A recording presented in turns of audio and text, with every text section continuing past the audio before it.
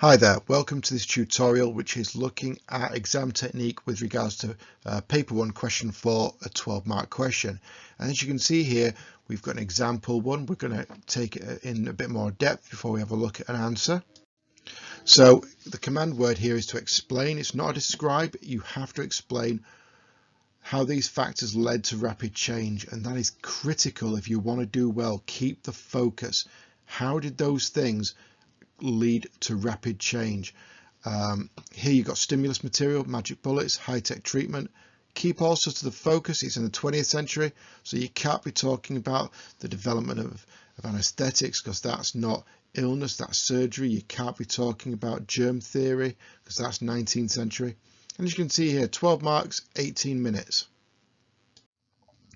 So try to think of a third point of your own. You could look at penicillin. You could even have a look at the role of government, like the NHS, where it meant that treatment of illness was provided by the state. Now, if we have a look here, we can see the AO1 objective is worth 6 marks. That's our knowledge of the topic, and our explanation is worth 6 marks.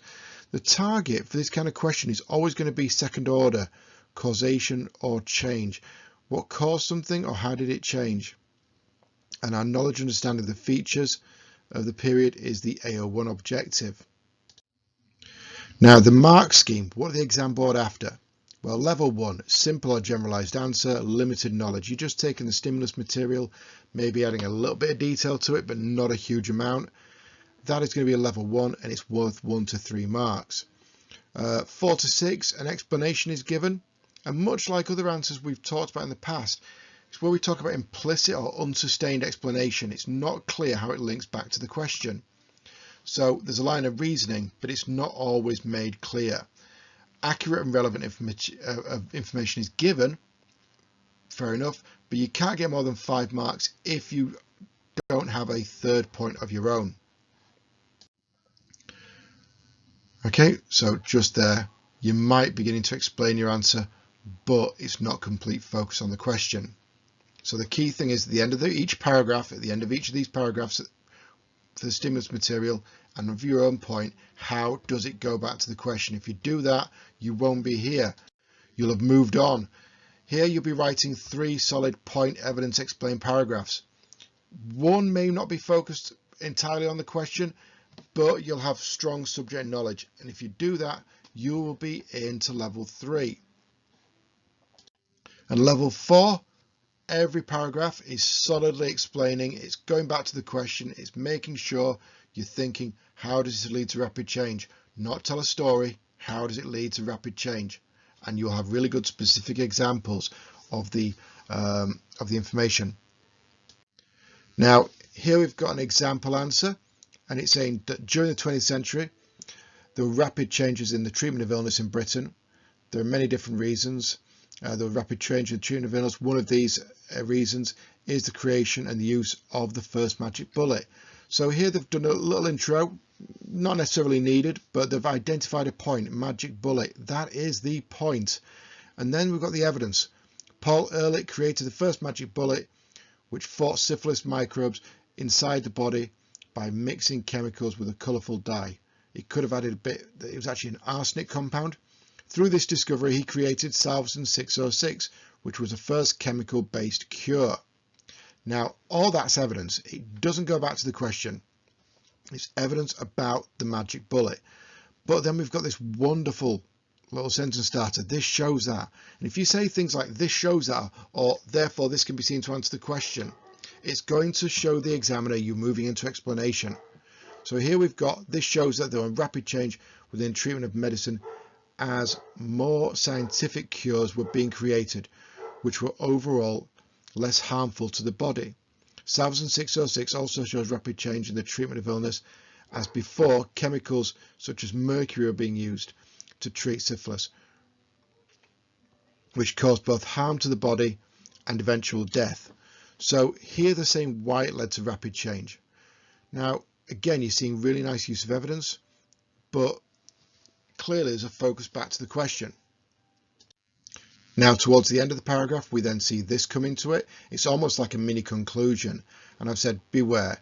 Stick to the focus of the question. If you have a read of this part, you kind of he's repeating himself back on the previous answer, not really needed, and then talking about things that aren't necessarily relevant to this.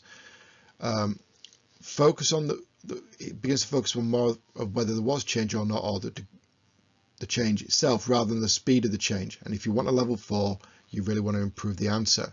Stick to the question asked and not what you would like it to be.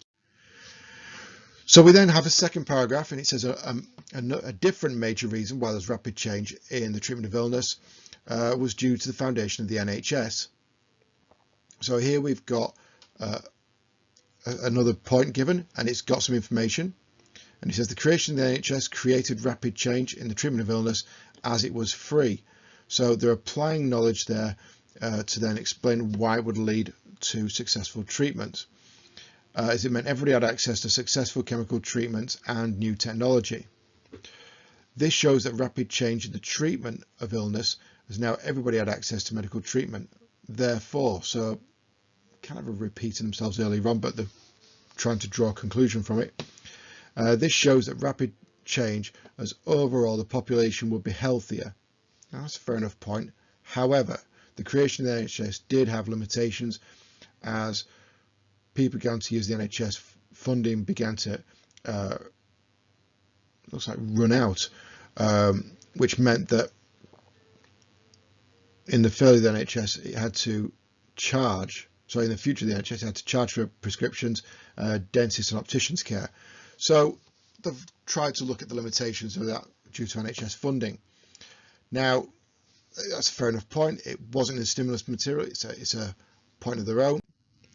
But they didn't have a focus on high technology such as MRIs, which allowed better diagnosis to lead to better treatment.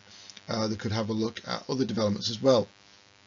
So here we've got the examiner's commentary, which was from the Edexcel stimulus material. They say the response provides an explanation for change, showing some analysis by reference to magic bullets, the germ theory in the NHS. This content goes beyond the stimulus material, but isn't wide-ranging enough to be considered level 4.